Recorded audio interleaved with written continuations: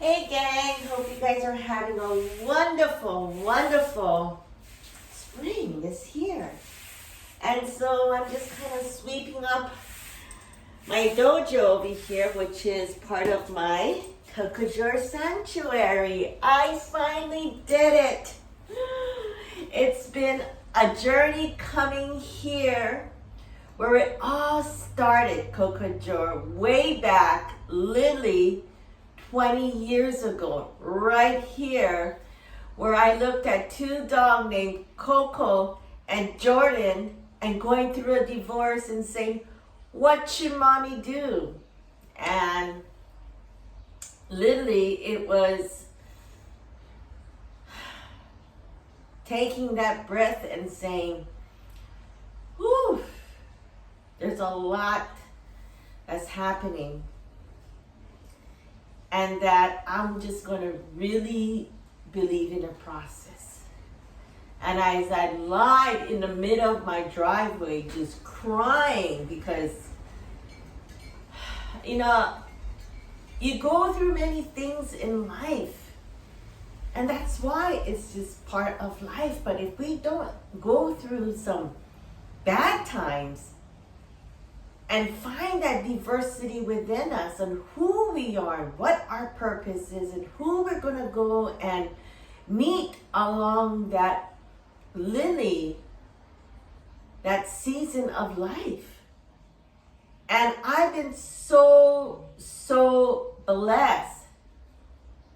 There is a blessing and there is a curse within each other because it gives you this yin and a yang energy of understanding life from really how the outer world we're going to really reflect in your inner world. I'm a product of going through school back in the 70s where literally I was discriminated because I spoke multiple languages. My mom is from Japan, and in school I got so much time out as a kindergarten because I would speak in Japanese and interpret it in English because I realized I spoke in Japanese, and they look at me and put me on time out because I'm supposed to speak English, which I did. And so these are the kind of things that really created who I am, because all of that energy poured me in to another world of creativity at a very young age. And so I would look at things differently. In fact, by coincidence, I'm wearing this color, and I love this color because I mixed the color because I didn't want it to be like everyone else. Someone that couldn't use that diversity of colors and blending and making it beautiful, making it what life is. And so I didn't want to just be a blue or a red or a green or a yellow, the plain color. I just used it and mixed it, and I made my handprint. I remember that. And it was all so beautiful, every one picture except mine, because it was a different color. And I got scolding again from that teacher, Mrs. Char. And she called me out and I did something wrong again. And so I could never ever please this teacher. So my other teacher, Mrs. Honda, took me away and said, that's a very beautiful color. How did you create it? And I explained to her the colors of how you can create and mix it together to create that. And she just looked at me like, oh. So then she put me into this other class. And so, it's like things like that. For example, like, you're 5. Give me a break. I get time out to think differently. And that's how the set of things that I learned that, whatevers. And so, with that combination of my mom and how she used to listen to Kizu Hoso and creating our clothes. I mean, everything. I would tell my mom how to design my clothes for myself to go to school. She will design it. Right now, she's still designing my niece's outfit for the Con Fest in Vegas, and she's over there at 80 something years old, looking at it, making her own pattern. And so this is how I really put my thoughts and my energy into creating Coco Joy, because I literally looked at two dogs named Coco and Jordan. What should mommy do? Going through a divorce, losing perhaps this house, losing everything of my hard work that I worked since I was 12 years old, because I was really an entrepreneur where I would volunteer at this school and, you know, Hawaii Kai Baptist down the street, and I just wanted to help out during the summer, and became Miss Monica because there is a supply and there is a demand.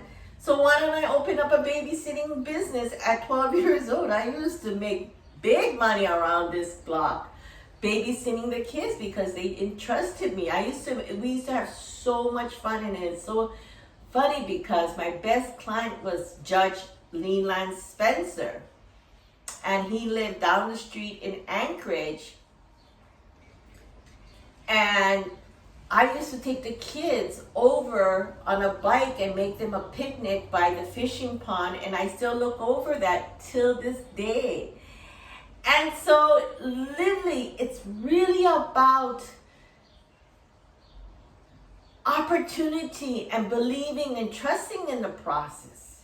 I didn't know I was going to think that way. All I care is, you know, I'm getting myself, you know, doing volunteer work, making myself feel good because I love kids and they're so good fun, because it's just, you know, it's just a good feeling. And from there, like I said, hey, you know, there's a supply and there's a demand, and here's Miss Monica, and I can babysit them. And my dad used to love it because we used to do Dryer's ice cream, and Dad would be, whoa, wow, lucky, when you go babysit them again, go get me the Rocky Road. And he's putting in order. I look at him like, Dad, because they would give me like 2-3 gallons of ice cream, and I come home, my dad would, whoo, like, score this one. So that's the things that I learned from my father at a very young age, because I was literally daddy's girl, and you know, I was with mom, and I was the protector and of people being, you know, for me, I was being harassed. I even told her to change her name from Yoshiko over to Yvonne, and she said, Nani? I can't even pronounce that word because that's how much pressure when it's a teacher, you know, because I used to get scoldings from this lady, this teacher. Can you imagine what they're going to do to my mom? And I was thinking at 5 years old, how am I going to protect her? So I told her to create another alias name so she doesn't get scoldings. And I told my mom, shh, don't say nothing, and I'll explain to you later on. And so, you know, at 5 years old, I had to delegate because I wanted to protect my mom, because every time I go say something in both Japanese or English, the teacher would scold me, put me on timeout, or everything I do that was different. She didn't appreciate until Mrs. Honda would jump in and told me, you know what, there's another class, and that's when I had to go meet with Shiro, the director. And we end up that summer winning an anime, film production, because I was so into, remember Candy Candy, Moomin Papa, and Kikaida. I was in that world, believe me, especially when you have a Japanese mom. You get first dib on the information, what's going on. So anyways, that was really my childhood. I had that part of my life, and then I had my dad.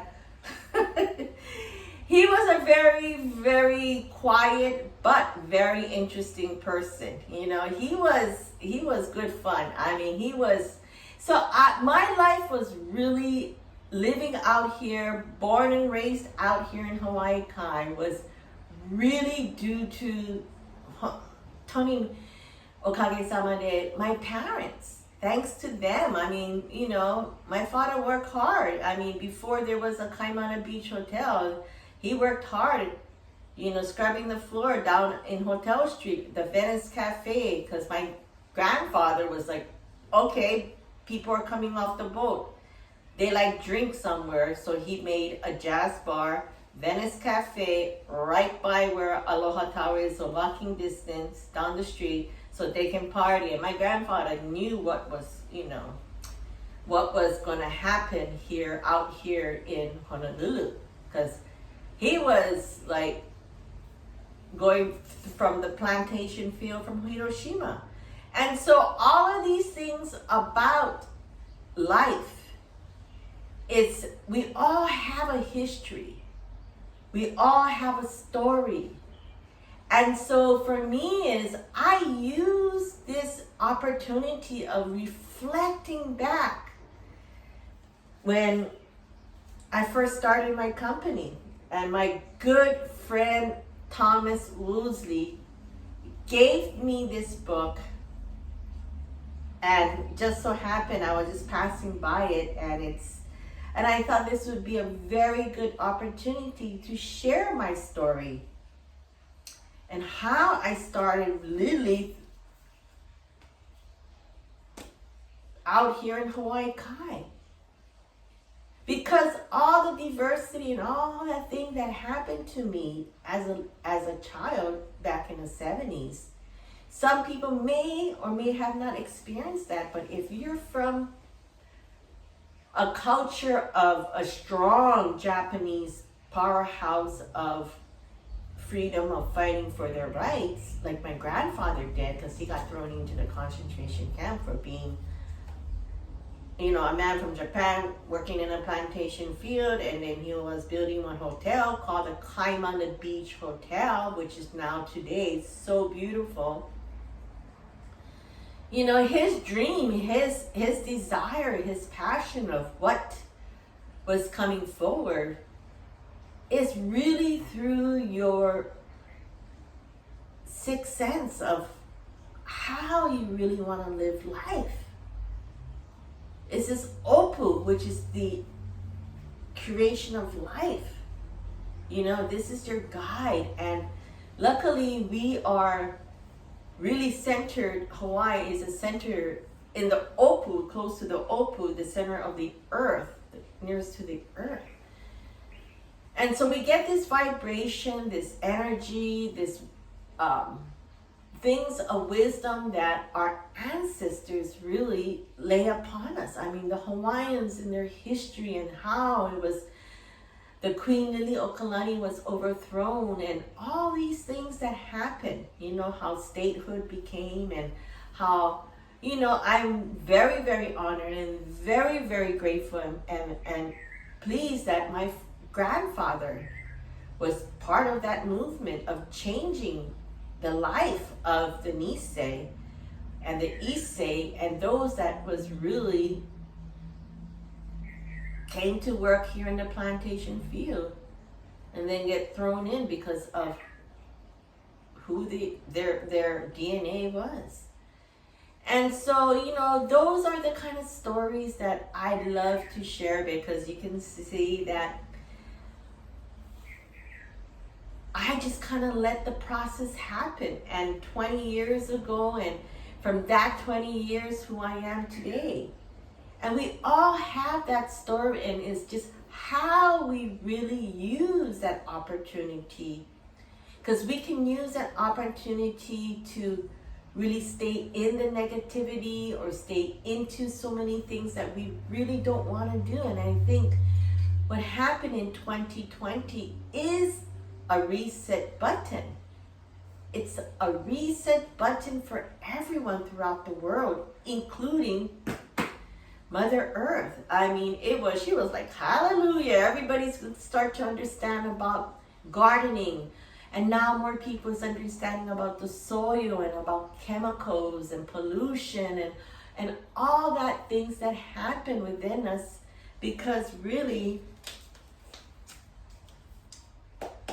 that is the tree of life, the giving tree. And this book, you know, it's really a Ridicule book that I got, and it's dated July 2nd, 2002. 20 years ago almost. And May was literally, I started my company named Coco Joe, and that was the time it was exactly the time how I met Tommy was through Akebono.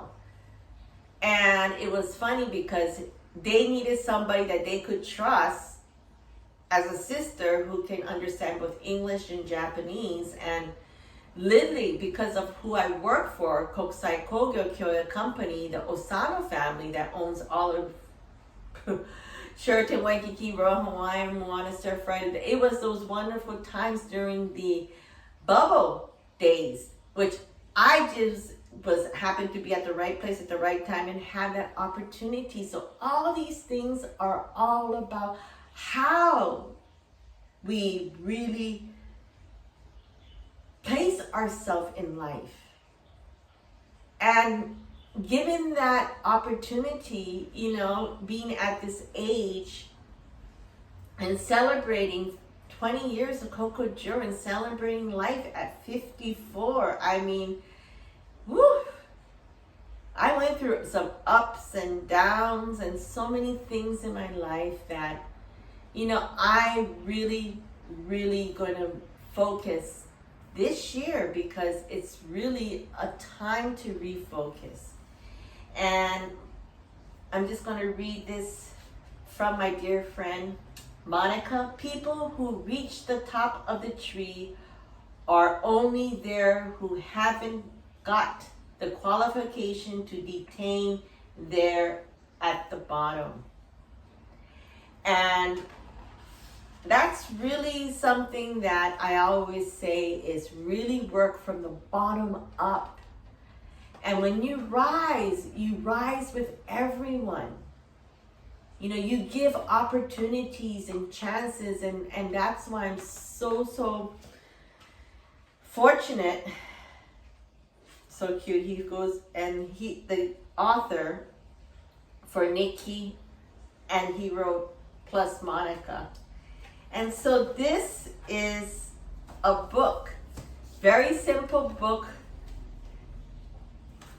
that I recommend to read because it's simple but yet hard to achieve, just like exactly what this book means, the giving tree. And so, literally, life is really, it's not take, which now is happening a lot of times, It's more of how much you give is how much the next level of life is going to give you that abundance, because why? You trust the process. Because everything does take a process. Nothing happened, believe me, my friends. Nothing just happens overnight. The process of first, and I learned through the ups and downs and the aches and pains and all of that, and literally gone through a divorce, started my own company by believing in the process. Jordan and Coco, which is the American Staffordshire Terrier, which I used to show dogs and learn so much from their breeder. In fact, my gate 1, 2, 3 are all really the Sierra bloodline. And you look what she's done. 20 years later, she's over. I've known her for like 25 years because I've been studying what it all started from this lady named Sandra Dean. And so really that kind of passion of really studying about things in life really enlightened me. And so I'm so glad to just share with everyone my next journey. And today, I'm really just so proud to give everyone a free copy of my book, The Itchy stinky dog book, because it gives you 5 aha moments of being a dog parent that you wonder why. And so I'm going to put in that link. It's my way of saying aloha, mahalo, for giving me the opportunity really from the last 20 years to be able to be really giving that tree back. And so I created that tree from that ebook. You'll find so much wealth of information that really started from here. My passion, my love as a dog parent, what I had to go through, and what I learned, and I put it all together into my courses that you guys can sign up, whether you are an individual and DIY, or if you want to create a new business opportunity, you can. Or if you already have an existing business and want to add it in, you can. And so this is just really my anniversary of 20 years coming from the bottom up, looking at 2 dogs and thinking, how am I going to do this? But I trust the process, and I trust most of all of understanding that pain and suffering comes to a light, like a lotus. You know, it's like the darkest place that you can find in life has the most brightest life of light. And that's when you get the aha moment, you know? It's like, I work hard, I got all these things going in the last 20 years, and really that's all the things from trade shows to starting off, how do I start a company, how do I going through a divorce, how I'm gonna, you know, literally I got laughed at during my divorce court because the company that I used to work for, an import-export business, a Japanese company, was just down the street. Very nice family, you know, and it's funny, you work for a big, huge family like the Osano. I mean, in Japan, they're like the Kennedy, more than the Kennedys, you know, and they rock that during that era. And I learned from things that you would never ever learn. It's like not sign here. It was just, okay, I don't know what was going on, but apparently, you know, because of the footprints of my grandfather, it just so happened. I never asked to, it was just happened. I was going to work for Sheraton because I got scouted at a Christmas party to go work for Sheraton. Next thing you know, found out I speak Japanese, and I was fast in doing my typing and everything, and they looked at me like, do you have some time? And I said, yeah. It was down at the human resources at the Manor Wing in Sheraton Waikiki. They're like, well, the owner's office at Sheraton Moana, and so they're looking for someone, you know, as a secretary to work. So I was like, okay. I went down the street, walked down to Moana,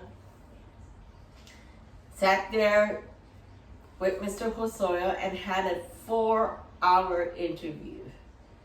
And it was funny. They asked you all kind of questions, and I just talk in Japanese, and I wasn't prepared. I just went on the whim, and next thing you know, when I was leaving, I got the job, and then they said, oh, this is Monica Shigenaga, and there was Tatsu Segawa, and he goes, eh? Shigeo Shigenaga no mako desu ka? Are you the granddaughter of, or related to Shigeo Shigenaga of Kaimana Beach Hotel? And I said, yeah. And then he started to go off. He said, Hosoya, you better go and take care of your, and I don't know what just happened, but something just happened. I'm like, okay. And I just walked right back to my car that was parked at Sheraton Waikiki. I went home and I told my mom, and my mom's like, eh? Uso desho. And I say, yeah. She goes, do you know who they are? I'm like, no. Back in the days, you don't have a computer or Google it who they are. And so I said, well, apparently Moana Surfrider is going to go into a renovation. They're going to move from there. So when Sheraton Waikiki opens, that's where I'm going to start work. And that's how it all happened. And so things you never know how it all happens. Because I learned at a very young age to just be yourself, number one. Love and protect your parents, the ones that gave you life. And most of all, letting yourself go through that process of pain, suffering. Because then, like I just said, you would then see the brightest light of all, because it comes from within you. And when you feel that, because I remember when I was just lying there, I was like, what your mommy do? Coco, Jordan, what your mommy do? And it was like a lightning ball, like boom. And I'm like, oh yeah, no. That's right. My mom used to make these clothes for my Holly Hobby and my Barbie dolls, so why not making doll clothes for them? And it was like that. And so I remember, because I used to get teased back in the days where I used to have no friends, because everybody used to be rice ball girl. And because my mom used to make the bento, you know, for me, ooh, my mother, ooh, Japanese bento. She was on it. And while everybody was eating other things, you know, I don't tease them whether they're eating peanut butter jelly sandwich or bologna sandwich or whatever. So, you know, that's to each his own. But my mom, she didn't, you know, she wanted to make sure, so she used to do that for us. And you know, and I would get teased, and I would just sit by myself. And I remember at one time during lunchtime, everybody used to play that hop, skip, and jump, which I couldn't do. And because it was just embedded in my head that I couldn't do it, because nobody wanted me to do it. And then one day, Diana Broserwick came and she said, you want to play? And I looked at her like, huh? And she said, yeah, my mom, my real mom, is Japanese, so I understand. So it's okay. And we played. And so, you know, things like that you think about. And it's so sad to see the world so divided. You know, it's so divided of things that really, the only person that can do it is you taking control. You taking the steering wheel. You taking that opportunity. You finding out through that love, pain, and frustration, anger, happiness. You go through all of that, because that's when you really seek and find the divine spirit within yourself. And you know, I've been so fortunate, so blessed, and so lucky to be at the right time, at the right place. Because why? What do I got to lose? You know, the way I was going was not a good way of certain things that we've done in our lives. Whether when we were going through our rebellious time when we were a teen, or a rebellious time when we were in our 20s, 30s, 40s. But always remember, and that's why I love doing Bikram yoga, is because it's never too late to start over again. Why? It's because that's when you become alive. Because when that light hits you, when you hit that darkest corner, that's when the true light of life really comes and give you that signal of opportunity, that light, that vision, you know? And so that's why it's like people's like shocked when I can do yoga in this room at whether it's 105 degrees or whether it's 100 and like the other day was 117 degrees. I did it at 130. The highest I ever done it in LA was 200 degrees, but it's not how hot it was. Yeah, after that I was like, but we took precautions of how we did it because I just let it go and believe and trust in the process. And when you trust in the process and that makes you forget how hot it is, how do this and how everything else is out there is just coming to you. It's more like, how am I going to hold this pose? How am I going to bend more further so I can breathe better? How am I going to work this Achilles heels, which is our weak point? How I'm going to start to focus and meditate and balance myself and stretch. Oh God, this feels so good. So things I've learned, things I've done, Lindley, in the past, because I'm 54 years old, so next year, Lindley is my 55 years of life. But I was awakened since I was a child, a little girl. And it's not because when you get awakened, it's when you find that opportunity. Because I didn't know what was happening until my mom had to go and call Bonsan and priest. And, you know, that's another story that you guys can go and subscribe to my YouTube channel and find out. Really, it's just Coco George Chit Chat Corner. I love to do because life is about storytelling. And perhaps this can help motivate someone or give light to someone or say, aha, I know what you're talking about. And so there's lots of great tips and stories, and like this is a long segment, but I thought it would be a perfect segment to say thank you. Thank you so much for